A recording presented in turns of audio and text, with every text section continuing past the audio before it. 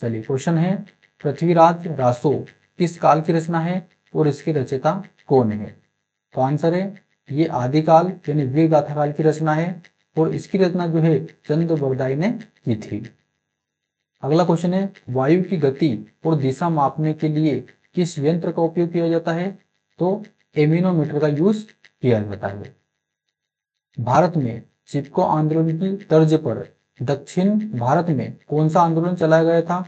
तो अपिक्को आंदोलन चलाया गया था। ये कर्नाटक में चलाया गया था, है ना। अपिक्को आंदोलन कर्नाटक में चलाया गया था। अगला है, जो शब्द संज्ञा या सर्वनाम की विशेषता बताते हैं उन्हें क्या कहा जाता है? तो उन्हें विशेषण कहा जाता है। विशेषण। जो संज्ञा और सर्वनाम की विशेषता बताते हैं उन्हें हम विशेषण कहते हैं। शुद्ध सोने की माप कितने कैरेट की जाती है और आभूषण बनाने के लिए कितने कैरेट का यूज किया जाता है? तो शुद्ध सोना जो है 24 कैरेट का होता है और आभूषण बनाने के लिए मात्र 22 कैरेट का ही यूज किया जाता है। अगला है, भारतीय राष्ट्रीय कांग्रेस के प्रथम विभाजन जो कि सूरत अधिवेशन में ये किस वर्ष में हुआ था? तो ये 1907 में हुआ था। अगला है, शोक विकल्प सबरोही रानी में किस प्रकार की रस प्रधानता है? तो करुण रस है, क्योंकि यहाँ पर वर्ड शोक आ रहा है तो इसका स्थायी भाव करुण रस हो जाएगा। अगला है, टमाटर का लाल रंग किस प्राकृतिक वर्ण के कारण होता है? तो टमाटर में जो लाल रंग होता है वो लाइकोपीन की वजह से होता है। लेकिन खून का अगर पूछा जाए कि खून का लाल रंग किसकी वजह से होता है या ब्लड का जो लाल रंग होता है किसकी वजह से होता है? तो वो जो होता है हीमोग्लोबिन की वजह से होता है। तो टमाटर का लाल रंग लाइकोपीन की वजह से होता है। अगला है, भारत में सबसे बड़ी मीठे पानी की प्राकृतिक झील कौन सी है और यह कहाँ स्थित है? तो वुलर झील जो है भारत में सबसे बड़ी मीठे पानी की झील है और ये जम्मू कश्मीर में स्थित है। रचना के आधार पर वाक्य कितने प्रकार के होते हैं और उनके क्या नाम होते हैं? तो 3 प्रकार के होते हैं, सरल वाक्य, संयुक्त वाक्य और मिश्रित वाक्य। ये 3 प्रकार के वाक्य होते हैं। किसके आधार पर? रचना के आधार पर होते हैं। अगला है, मनुष्य के रक्त का पीएच मान कितना होता है और इसकी प्रकृति कैसी होती है? तो इसका रक्त का जो पीएच मान होता है 7.4 होता है और यह हल्का क्षारीय होता है। अगला है, गांधी इरविन समझौता किस वर्ष हुआ था जिसके बाद सविनय अवज्ञा आंदोलन स्थगित किया गया था?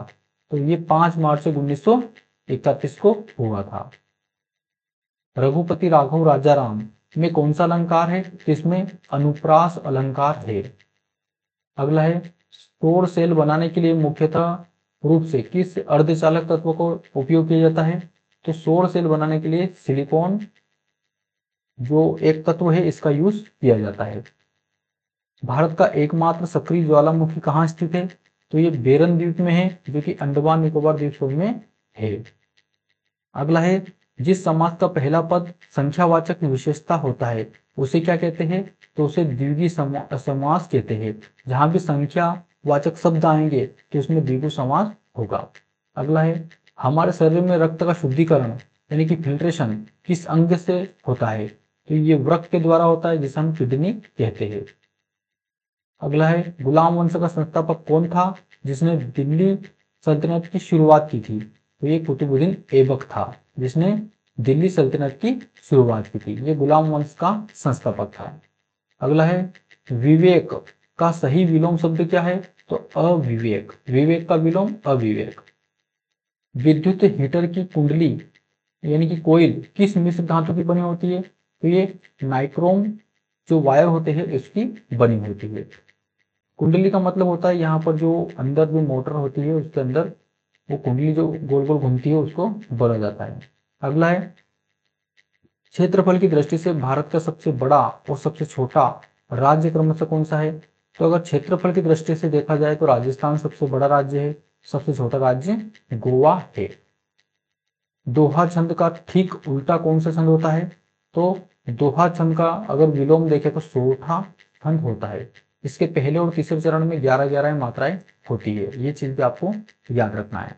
अगला है, चूने के पानी में कार्बन डाइऑक्साइड गैस प्रवाहित होने पर उसका रंग कैसा हो जाता है? तो उसका रंग दूधिया हो जाता है। चूने के पानी में जब कार्बन डाइऑक्साइड गैस प्रवाहित होती है तो उसका रंग दूधिया हो जाता है। अगला है, आर्य समाज की स्थापना किसने की थी और उनका प्रसिद्ध नारा क्या था? तो स्वामी दयानंद सरस्वती ने जो है आर्य समाज की स्थापना की थी और वेदों की ओर लौटो, ये उनका एक प्रसिद्ध नारा था।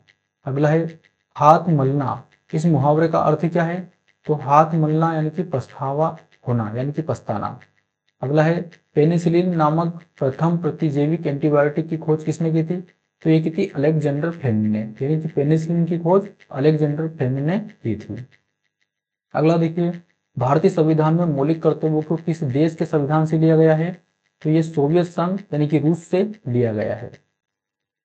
अगला है, सूर्योदय का सही संधि विच्छेद क्या होगा और यह किस संधि का उदाहरण है?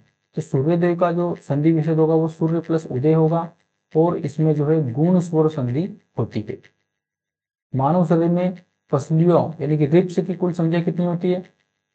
तो टोटल पसलियां अगर देखा जाए तो 24 पसलियां होती है और ये अगर जोड़ी से देखा जाए तो 12 जोड़ी होती है।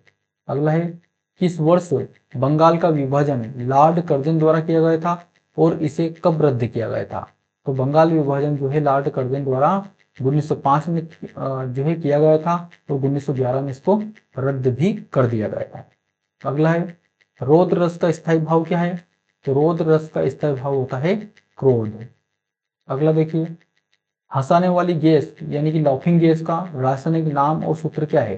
तो हंसाने वाली गैस को हम कहते हैं नाइट्रस ऑक्साइड और इसका सूत्र होता है N2O। अगला देखिए, भारत की पहली महिला राज्यपाल कौन थी और वे किस राज्य की बनी थी? तो सरोजनी नायडू भारत की पहली महिला राज्यपाल थी और ये उत्तर प्रदेश की रहने वाली थी। अन्वय शब्द का सही संधि विच्छेद क्या होगा? तो अनु प्लस अय, अन्वय। अगला है, पौधों में वाष्पोत्सर्जन यानी पानी का भाप बनना, ये किस प्रक्रिया से प्रक्रिया के रूप में किस अंग के द्वारा किया जाता है? तो ये पत्तियों के द्वारा होता है और रंध्रों के माध्यम से होता है। पौधों में जो वाष्पोत्सर्जन होता है तो ये पत्तियों के द्वारा होता है। छोटे छोटे रंध्र आपने देखा होगा कि जो पत्ते होते हैं उस पर छोटे छोटे रंध्र बन जाते हैं, जिससे क्या होता है, जिससे पानी का भाप बनकर उड़ना होता है ना। आपने देखा होगा कि पेड़ पौधों की पत्तियों में छोटे दाना टाइप होते हैं जिसे हम रंध्र कहते हैं। चलिए अगला क्वेश्चन देखिए, भारत में हीरा खदानों के लिए प्रसिद्ध पन्ना क्षेत्र किस राज्य में है? तो पन्ना जो है मध्य प्रदेश में है। अर्थ के आधार पर वाक्य कितने प्रकार के होते हैं? तो अर्थ के आधार पर वाक्य 8 प्रकार के होते हैं।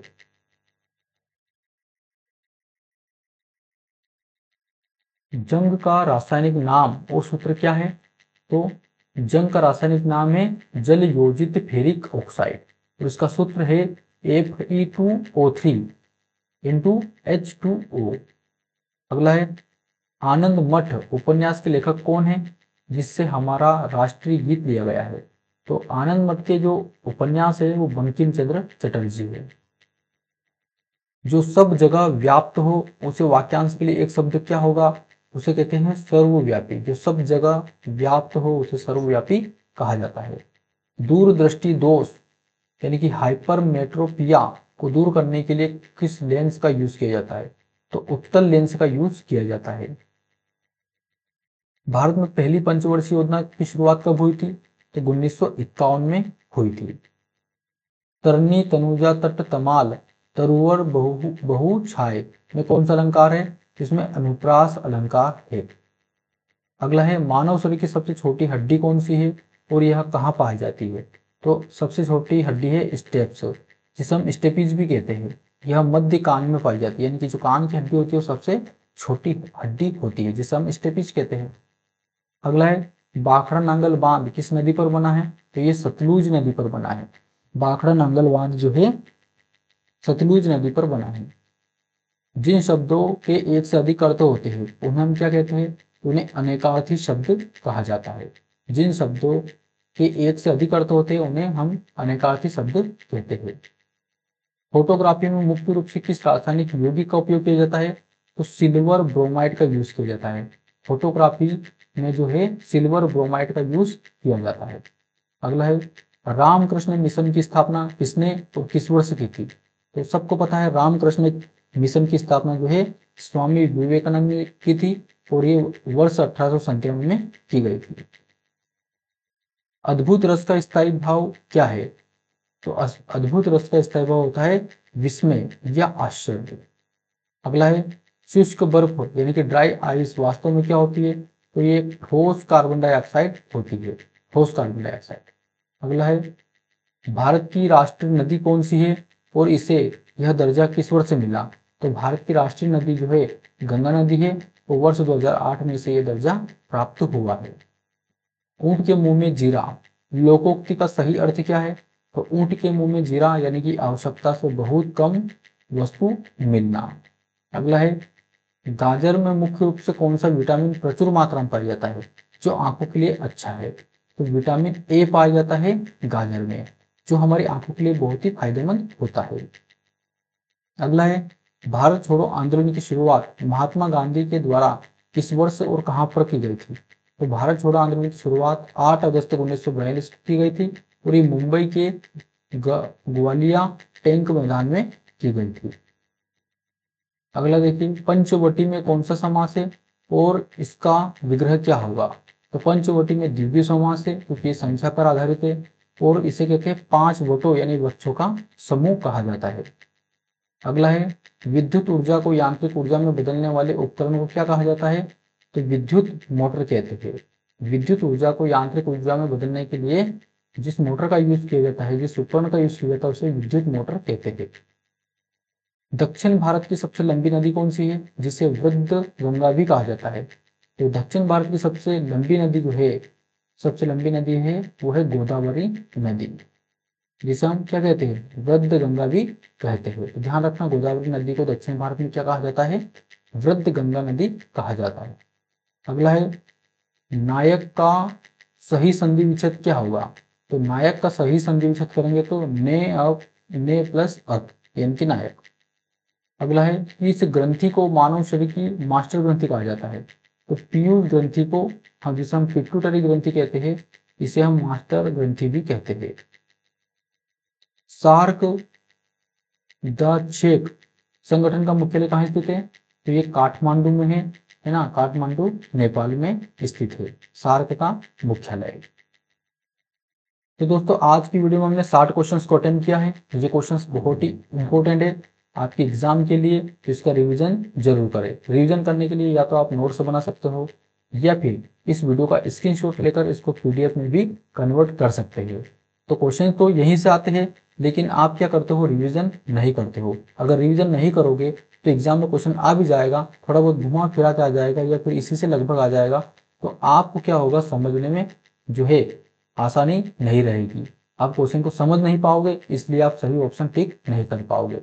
तो मेरा सजेशन है कि आप अच्छे डेली अगर वीडियो देख रहे हो तो डेली वीडियो को रिवीजन जरूर करो, नोट्स बना लीजिए, या फिर आप वीडियो को डबल देखोगे तो टाइम बहुत ज्यादा लगेगा। इसलिए मैं रिकमेंड करता हूँ कि आप नोट्स जरूर बनाएं, क्योंकि अंतिम समय में जो हमारे द्वारा बनाए गए नोट्स है वो बहुत ही जो है मजबूत होते हैं हमारी एग्जाम की तैयारी के लिए, है ना। तो दोस्तों वीडियो कैसे लगी है कमेंट बॉक्स में जरूर बताइए। मैं वीडियो की शुरुआत से लेकर अंत तक तो नहीं बोलता हूं जब तक कि सारे क्वेश्चंस कंप्लीट ना हो जाए। सारे क्वेश्चंस कंप्लीट होने के बाद ही मैं कहता हूं कि वीडियो अच्छी लगे तो वीडियो को लाइक जरूर करें, चैनल पर नए तो चैनल को भी सब्सक्राइब कर लीजिए और अपने दोस्तों के साथ इस वीडियो को जरूर शेयर करें। और वीडियो को देखने के बाद कमेंट बॉक्स में प्यारा सा कमेंट जरूर करें कि वीडियो कैसी लगी है। तो दोस्तों मिलते अगली वीडियो में, तब तक के लिए जय हिंद।